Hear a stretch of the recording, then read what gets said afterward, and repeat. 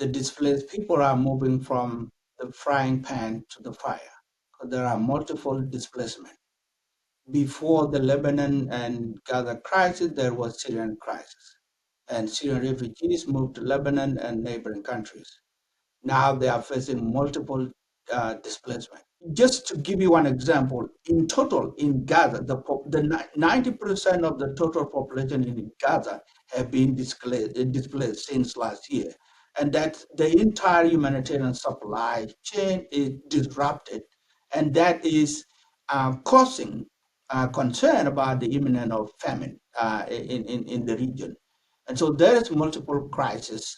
The scale is so huge and it is ongoing, which is why permanent ceasefire and cessation of hostilities is the best way to go in order to start negotiating about how to address this. Egypt, even though it has taken some refugees in, it has not given them refugee status. And what that means is the UN cannot help them. And they are actually, Egypt in particular, is very cautious to allow the Palestinian in, citing security reasons. Syria, on the other hand, has an open door policy now, allowing people to return to Syria, and it has exempted its cross border fees, which is about $100.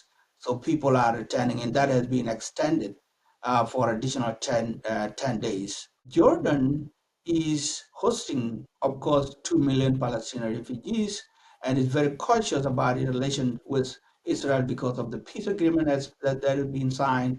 But again, they are overwhelmed with resources, people already there, and it's a situation which all the neighboring countries are facing. It's just resource, but also the movement of people, security concern about bad guys moving with the refugees. But right now, the immediate needs are food, shelters, healthcare services, and then safety itself. And so I think the United States, along with global other countries and countries in the region, need to not stop talking and need not to turn a blind eye to this situation because it's not going to be resolved until you have that cooperation from the global community.